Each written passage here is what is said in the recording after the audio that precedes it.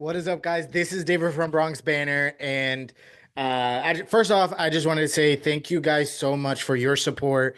You guys have been amazing. You guys ran it up so much on the first Bellinger video I made, not the last one, but the one before that. Over 9,000 views, over 60 of you guys subscribed, which truly means the world. Shows me that you guys are liking the content, and I really hope you guys do. And if you haven't subscribed or haven't seen that video, make sure you subscribe. Make sure you check out that video after this one. But overall, I just wanted to immensely say how thankful I am. It truly, truly means the world. Again, I do this all for you guys. So seeing that feedback shows me that I guess I'm doing something right. So from the bottom of my heart, it really means a lot. I want to keep on doing this for you guys as much as I can. So all the support, the single like, the single view, the single subscribe or subscriber, all means all of the world. Trust me, it means more than you can imagine. So if there's any way that you guys can make my day, is just continuing to support me as you guys did that video. It really means the world. So, but beyond all that, we have plenty and plenty of news coming out. I know it may seem a little bit dry after we got Cody. Cody Bellinger just had his little press conference, which was pretty fun to watch. Max Fried also was introduced officially to the Yankee fans and the Yankee organization. But one player that may be unintroduced, that may get removed from the Yankees, traded away. A team that, from what our understanding, the Yankees are open to trading away. A team that most recent reporters, as of today, as of a couple of hours ago, said that they believe it's a matter of when and not if that Marcus Stroman will be traded off the Yankees. It's Marcus Stroman. A lot of so a lot of fans speculated that Marcus Stroman is dispensable. And he indeed is. He's a solid player. I still think he is taking on a lot of money. And at this point, with the Yankees, with all the moves they made, we could definitely use some help in the financial region. I guess not really. The Yankees could afford anything, but if we're trying to be a smart ball club, smart Yankee fans, we don't want to just yell at the screen and throw, beer bottles at it or a bag of chips at it and be like, spend more money. Like, we could spend money and still be smart about it. And one of the smart ways that the Yankees could go about it is by trading from an area of depth, and of surplus, which is, believe it or not, is our starting rotation, which not many players or organizations or teams can say that. And we are definitely one of those teams with the addition of Max Fried, with us keeping Luis Heel, even though he was on the trade block, rumored to be. We kind of have a little bit of a surplus, and not just a surplus, but really great talent in starting pitching. Where someone like Marcus Stroman, though he would fit on most teams, and he would definitely fit on this team, I believe. The reason why we're kind of giving him up, or it's rumored that he will be given up, is because of how much money he's taken on. He's taken on, I believe, 18.5 million heading into 2025, with, I believe, a club option for the third year. And Marcus Stroman, if you guys didn't know, aren't didn't watch the Yankees postseason, maybe you guys aren't Yankee fans. He did not even pitch a single inning for the Yankees in the postseason, and he was only, I believe, on the ALCS roster only because the rosters got expanded, and we still didn't even use him. I think he maybe warmed up in the bullpen, if that. So again, didn't really seem a huge fit for the playoffs, which and the World Series, which we are kind of trying to build our team around for. And with that surplus of starting pitching, we have areas of need that we need to fill, not just financially, but first base. Infield is another position that we could fill in, whether that's at third base or shortstop, or excuse me, third base or second base. And maybe we could get another good bat for the outfield. Who knows? So, with all that being said, the Yankees currently have $11 million before they reach their the next luxury tax, which is the Cohen tax, which where every dollar they spend basically is doubled. Which I know a lot of you guys probably don't care or don't want to hear this because we think the Yankees have infinite money, but which they kind of almost do, not literally, but they have a lot of money. But at the same time, we're over here complaining because eggs got a couple of dollars more expensive or a couple of cents more expensive. So, in that same way, if we could save money somewhere, let's save it. And so let's trade him off. The Yankees only have $11 million to spend, and that's not enough to sign Alex Bregman. For those of you that are interested in him, that's not enough to sign. I don't think we could sign someone like Paul Goldschmidt with that money, which has been rumored. We can't definitely sign Santander with that money. Pete Alonso, for those that want him, I personally don't, but we can't get any of those guys with $11 million remaining before the next luxury tax. So that's why we're kind of trying to get rid of them. And if we do, we're getting rid of another 18.5 million off our books, which would give us roughly around 30 million, which is, I believe, enough to sign any of those guys annually for the annual AAV. So again, we know that this can happen. It seems like the smartest decision to do this.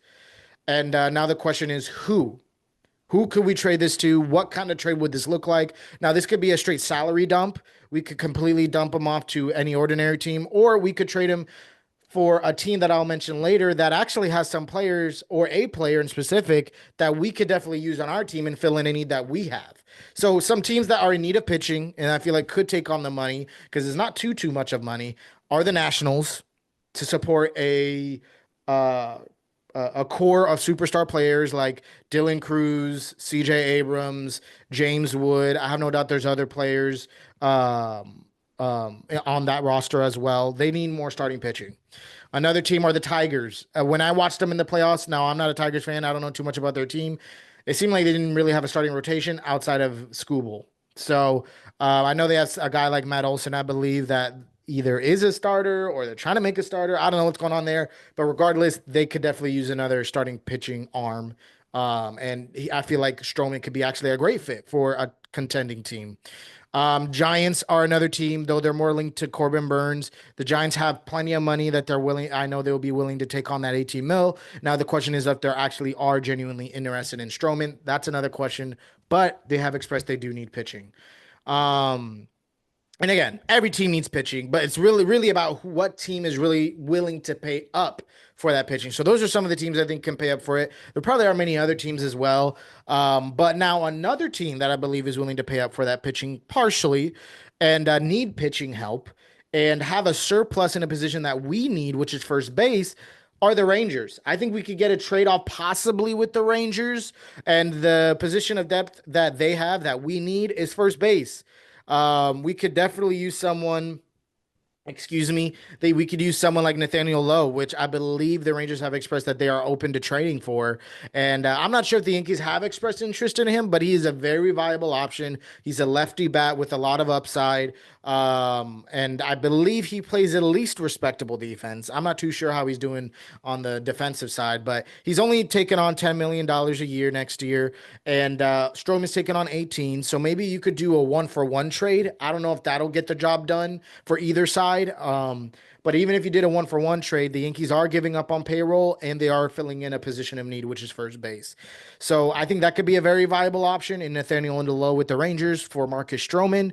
Maybe, I don't know. I really genuinely don't know where their values kind of sit at. I don't know if the Yankees need to throw in a low, I don't want to say leverage, but a low tier minor leaguer, or the Rangers got to throw a low tier minor leaguer, or maybe they both throw in a little bit more cash. I don't know what it's going to take, but definitely I think that a trade could be headlined with them two between the Yankees and the Rangers. So let me know what you guys think about that thought. And now, um, again, the Yankees may not do a trade like this. They may just want to completely payroll dump and go get an outfielder bat or go get an infielder bat on the free agent market. And just again, like I've said in my Cody Bellinger video, just have Cody Bellinger fill in wherever they couldn't fill in their needs, which was left/center or first base. So they could easily just payroll dump, give them 30 mil to sign someone, like I mentioned before, Bregman, Alonso, Santander, you name it.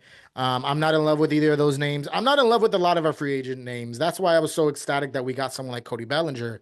Um, some name, or again, we can maybe make that trade for Nathaniel Lowe. Again, we relieve some sort of payroll, and then maybe the Yankees want to spend on someone like Tanner Scott. I know it sounds crazy. I know the Yankees have shown interest over the years for him. I know there hasn't been a lot of news bubbled up about him, but that'll be plenty of payroll room to go ahead and give someone like Tanner Scott some sort of deal. And which would already be an amazing bullpen to have a three-headed monster of Luke Weaver, Tanner Scott, and Devin Williams.